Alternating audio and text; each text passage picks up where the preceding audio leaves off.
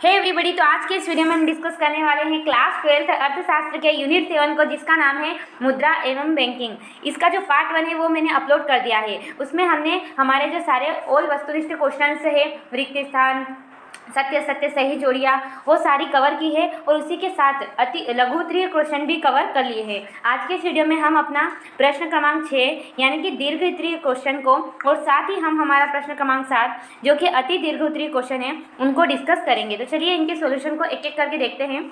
सबसे पहले हमारे सामने है प्रश्न क्रमांक 6, जिसका पहला प्रश्न है मुद्रा के कोई 4 कार्यों को लिखिए। यानी कि जो मुद्रा होता है, जो करेंसी होती है, उसके क्या 4 कार्य है उनको हमें बताना है। तो चलिए इसके आंसर को देखते हैं।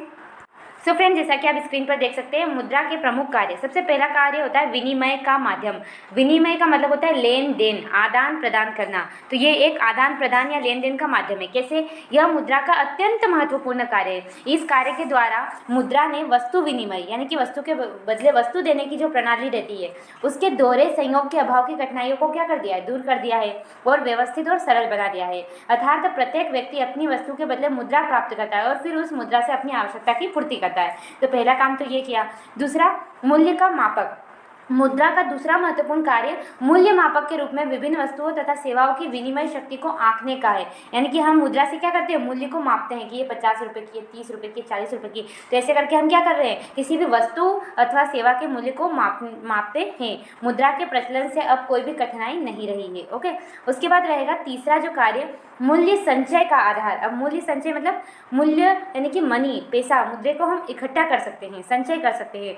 वस्तु विनिमय प्रणाली में यह दोस्त है कि मूल्य को संचित नहीं किया जा सकता, लेकिन मुद्रा के प्रादुर्भाव यानी कि उत्पन्न होने के कारण बचत करके मूल्य संग्रह करना आसान हो गया है। मुद्रा का मूल्य अन्य वस्तुओं की अपेक्षा स्थिर रहता है तथा भविष्य में अपनी आवश्यकता अनुसार वस्तु प्राप्त कर सकते हैं। ओके, उसके बाद जो चौथा रहा मुख्य कार्य, भावी भुगतानों का आधार। भावी भुगतान से क्या मतलब है? ऐसे भुगतान जिन्हें वर्तमान समय में न करके भविष्य, फ्यूचर के लिए स्थगित कर दिया जाता है। मुद्रा के रूप में मुद्रा के मूल्य के आधार पर ही तय होते हैं। अतः सभी साख पत्र जैसे चेक, बिल, प्रतिज्ञा पत्र, हुंडी आदि का महत्व केवल इसलिए है क्योंकि उनके मूल में क्या है? मुद्रा है। अतः आज मुद्रा भविष्य के भुगतानों का आधार बन गया है। तो ये 4 मुख्य कार्य है मुद्रा के। तो चलिए आप स्क्रीनशॉट ले लीजिए। सबसे पहले 1, 2, 3 इन तीनों कार्यों का, उसके बाद एंड में हमारे बचे हुए चौथे कार्य का।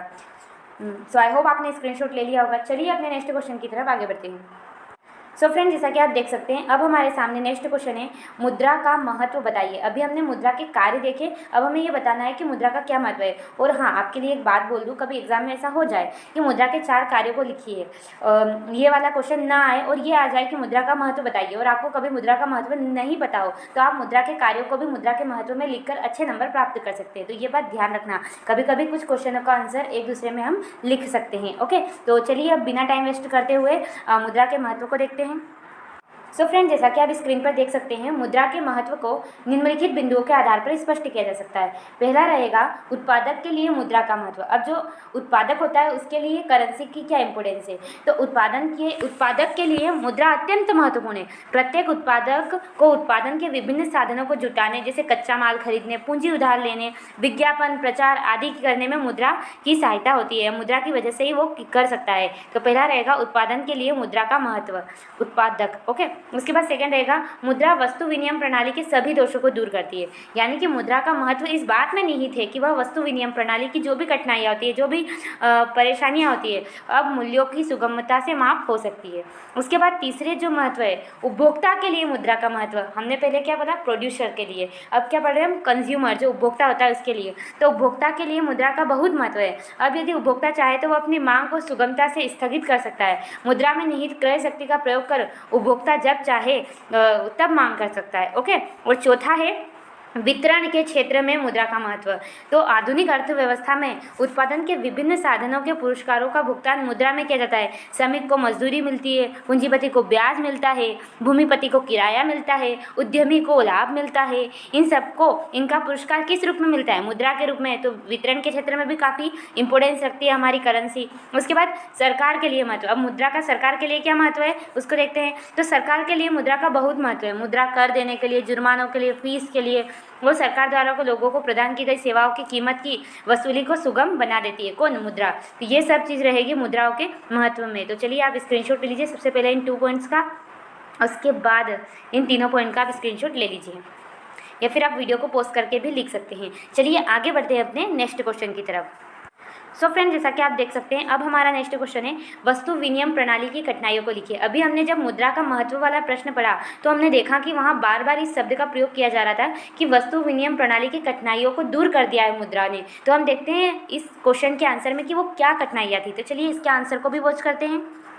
सो फ्रेंड्स, जैसा कि आप स्क्रीन पर देख सकते हैं, वस्तु विनिमय प्रणाली के दोष या कठिनाइयाँ, दोष आए तो भी आपको यही लिखना है और कठिनाइयाँ आए तो भी यही लिखना है। तो सबसे पहली जो कठिनाई थी वो ये थी कि वस्तु के विभाजन में कठिनाइयाँ, यानी कि मान लीजिए वस्तु के विभाजन करने की स्थिति में इस प्रणाली में कठिनाइयाँ होती थी, क्योंकि विभाजन करने से कुछ वस्तुओं की क्या हो जाती है, उपयोगिता जो होती है, यूटिलिटी जो होती है वो नष्ट हो जाती है, अतः उन्हें विभाजित ही नहीं किया जा सकता है ना। जैसे माना हरी चाय, चीनी, गेहूँ, कपड़ा, 4 वस्तुएं एक भैंस के बदले प्राप्त करना है। उदाहरण से समझते हैं, आपको एक भैंस के बदले क्या करना है, आपको इतनी सारी चीज़ें चाहिए। तो अब क्या होगा आपकी, परंतु उसकी आवश्यकता की चारों वस्तुएं 4 अलग अलग व्यक्तियों के पास है, यानी कि आपके पास भैंस है, आपको चाहिए हरी चाय, चीनी, गेहूँ और कपड़ा, और ये 4 अलग अलग व्यक्तियों के पास है। अब आप किसको भेज देंगे? ऐसी स्थिति में क्या आप भैंस के 4 हिस्से कर सकते हैं? नहीं कर सकते ना। तो इससे क्या होती है, वस्तु के विभाजन में कठिनाई आती है। एक तो पहली जो कमी, दोष या कठिनाई ये है। दूसरा है वहनीयता में अभाव। वहनीयता मतलब एक स्थान से दूसरे स्थान तक ले जाना, उसमें कैसे अभाव है? वस्तु विनिमय प्रणाली में एक स्थान से दूसरे स्थान पर वस्तुओं ले जाने में कठिनाई होती है। यदि कोई व्यक्ति एक शहर से दूसरे शहर में जाता है तो उसे अपना मकान, फसल, खेत आदि वस्तुओं को स्थानांतरित करना क्या हो जाता है, संभव नहीं हो पाता है, क्योंकि वो क्या वहाँ पे ले जा सकता है नहीं ना। वस्तु के बदले वस्तु ऐसे थोड़ी ना मिल जाएगी या ले जा सकते हैं। तो यहाँ पे कौन आकर अपना कार्य करती है, मुद्रा। ओके, उसके बाद है तीसरा धन संचय का अभाव, यानी कि हम धन को, मनी को इकट्ठा नहीं कर सकते। धन संचय की प्रकृति मुद्रा प्रणाली की ही देन है। वस्तु विनिमय में संचय झड़ने, गलने तथा मूल्य में परिवर्तन होने के कारण नहीं किया जा सकता। यानी कि वस्तु जो होती है वो हम अगर संचय करके रख लो, मान लीजिए आपने बहुत सारा प्याज रख लिया बहुत दिनों तक संचय करके, तो क्या रहेगा, वो तो सड़ जाएगा। तो आपकी जो धन है, आपकी जो संपत्ति है वो तो खराब हो गई, फिर इसका कोई फायदा नहीं रहा। और इसी के स्थान पर आपके पास बहुत सारा पैसा और अगर आपने वो रख दिया तो वो सड़े थोड़ी का। तो इसलिए ये काम है, ये दोष है वस्तु विनिमय प्रणाली का। उसके बाद बात करेंगे चौथे कठिनाइयाँ का, तो भावी भुगतान। भावी भुगतान अभी हमने उनमें उस क्वेश्चन में देखा था, जो कि भविष्य के लिए भुगतान किए जाते थे। उसमें क्या होती है, असुविधा होती है, उधार लेन देन का प्रचलन संभव नहीं हो सकता, अतः इसी प्रणाली में भावी भुगतान की सुविधा का अभाव रहता है। तो ये 4 मुख्य इस प्रणाली के दोष थे। तो चलिए पहले इन 2 के स्क्रीनशॉट ले लीजिए, उसके बाद इन 2 को वीडियो को पॉज करके लिख लीजिए। सो आई होप आपने स्क्रीनशॉट ले लिया होगा। चलिए अपने नेक्स्ट क्वेश्चन की तरफ आगे बढ़ते हैं। सो फ्रेंड, जैसा कि आप स्क्रीन पर देख सकते हैं, अब हमारे सामने है प्रश्न क्रमांक 4, जो कि है भारतीय रिजर्व बैंक की स्थापना के उद्देश्य लिखिए। यानी कि जो भारतीय रिजर्व बैंक है, कौन सा, आरबीआई है ना, उसी को बोलते हैं हम रिजर्व बैंक ऑफ इंडिया। इसकी स्थापना क्यों की गई, इसके क्या उद्देश्य है, तो चलिए उनको देखते हैं।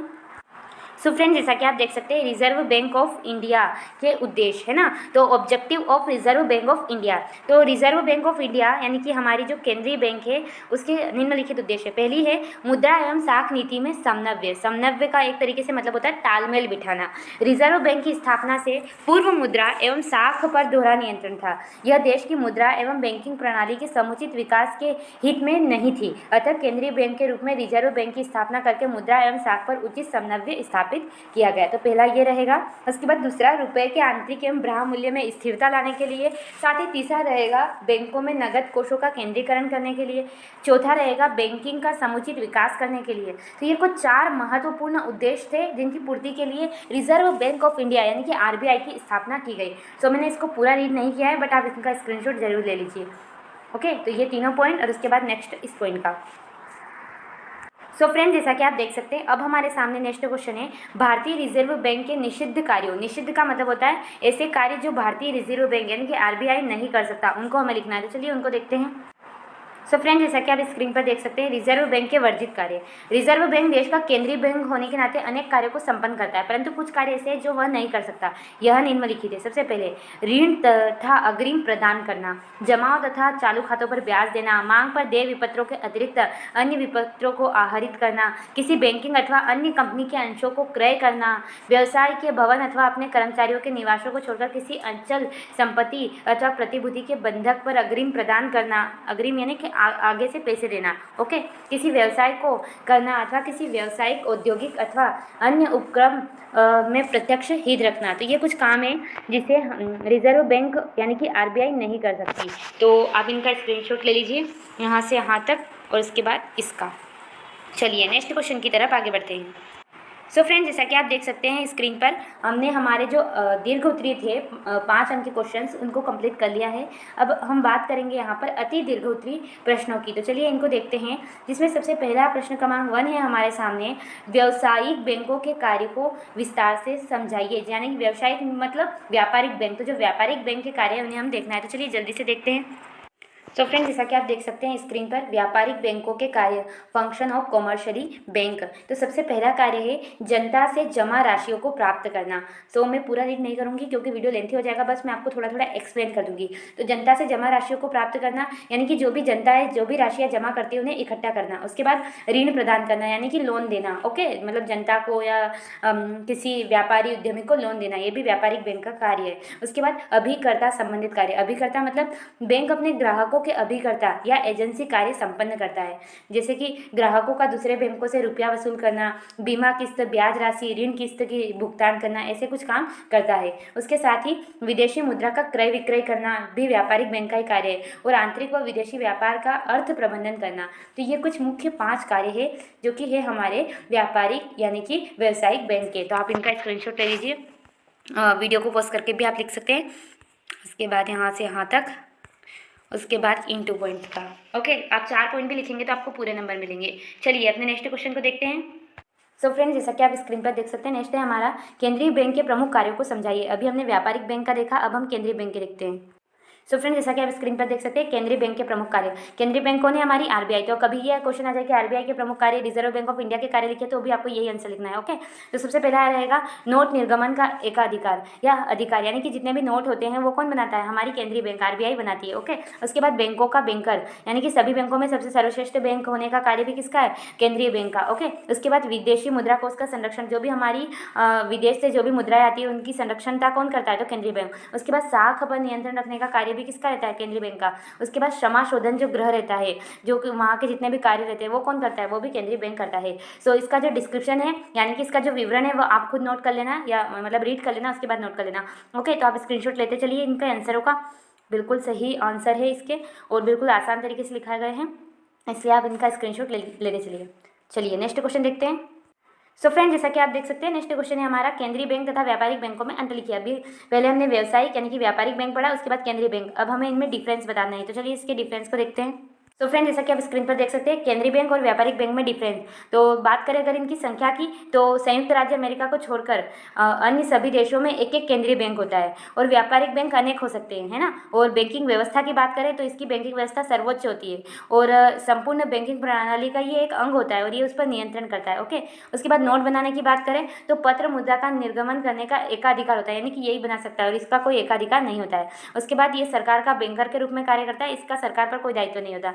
जनता से इसके संबंध जो होते हैं वो प्रत्यक्ष व्यवसाय नहीं होते, और इसके जो संबंध होते हैं वो प्रत्यक्ष होते हैं। ओके, ब्याज की अगर बात करें तो अपने पास जमा कराए गए धन पर ब्याज नहीं देता है, और जो ये जो व्यापारिक बैंक होते हैं वो ब्याज देता है। उसके बाद स्वामित्व की बात करें अगर, तो अधिकतर देशों पर इन पर सरकार का स्वामित्व होता है, और इन पर अंशधारियों यानी कि जो बैंकर होते हैं या बैंक के मालिक होते हैं, सीईओ वगैरह, उनका जो हक होता है, उनका स्वामित्व होता है। तो ये कुछ डिफ्रेंशिएशन है, आप स्क्रीनशॉट लेते चलिए इनका। इस तरीके से आपको बिल्कुल इसी तरीके से लिखना है ताकि आपको फुल मार्क्स मिल सके। सो आई होप आपने स्क्रीनशॉट ले लिया होगा। चलिए अपने नेक्स्ट क्वेश्चन को जल्दी से देखते हैं। सो फ्रेंड, जैसा कि आप देख सकते हैं, अब हमारे सामने नेक्स्ट क्वेश्चन है, एक अच्छी मुद्रा के आवश्यक गुणों को लिखिए। यानी कि एक अच्छी करेंसी कैसी होती है, उसमें क्या क्या क्वालिटीज़ होनी चाहिए, उनको देखना है। तो चलिए इसको भी जल्दी से वॉच करते हैं।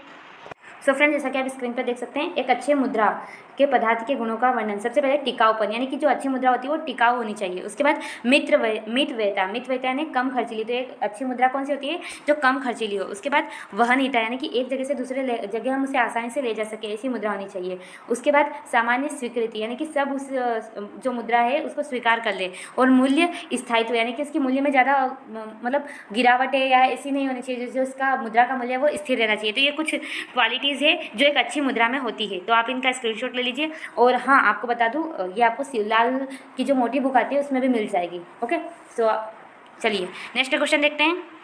सो फ्रेंड, जैसा कि आप देख सकते हैं, नेक्स्ट है हमारे मुद्रा के प्रमुख दोषों को समझाइए। तो ऐसे ही मुद्रा के क्या दोष है? ऐसे मेरे हिसाब से तो मुद्रा का कोई दोष नहीं है, सारी मुद्रा की अच्छी क्वालिटी ही है, पर फिर भी इसका आंसर देखते हैं हम, मुद्रा के क्या क्या दोष होते हैं। सो फ्रेंड, जैसा कि आप स्क्रीन पर देख सकते हैं, मुद्रा के दोष तो व्यापार चक्रों को ये जन्म देता है, उत्पादक शासकों का केंद्रण करता है, ऋणग्रस्तता में वृद्धि करता है, मुद्रास्फीति को बढ़ाता है, साथ ही आर्थिक असमानता को जन्म देता है। तो ये कुछ मुद्रा की जो कमियां हैं या दोष माने गए हैं, मतलब ये कठिनाइयाँ उत्पन्न हो जाती हैं मुद्रा के कारण। ओके, तो उनको बताया गया है। सो वीडियो लेंथी हो जाएगा, इसलिए मैं ज़्यादा एक्सप्लेन नहीं कर रही हूँ। आप स्क्रीनशॉट ले लीजिए फटाफट से इन 3 पॉइंट्स का। अब इन 2 पॉइंट्स का स्क्रीनशॉट ले लीजिए। चलिए अपने क्वेश्चन बैंक की तरफ आगे बढ़ते हैं। सो फ्रेंड, जैसा कि आप देख सकते हैं, हमने हमारे सारे मुद्रा एवं बैंकिंग वाले के जो भी क्वेश्चन आंसर बाकी थे उनको कंप्लीट कर लिया है। अब हमारे यूनिट 8 की अगर बात करें, आय तथा रोजगार का निर्धारण, तो इस यूनिट को इस साल हटा दिया गया है, इस वर्ष कम कर दिया गया है। तो बस अब हमें यूनिट 9 और यूनिट 10 के ही क्वेश्चन आंसर को देखना है, तो उनके वीडियो भी आपको उपलब्ध कराए जाएंगे। अगर इस वीडियो से आपकी कोई भी हेल्प हुई तो प्लीज़ वीडियो को लाइक करें, शेयर करें, सब्सक्राइब करें and thanks for watching this video. धन्यवाद।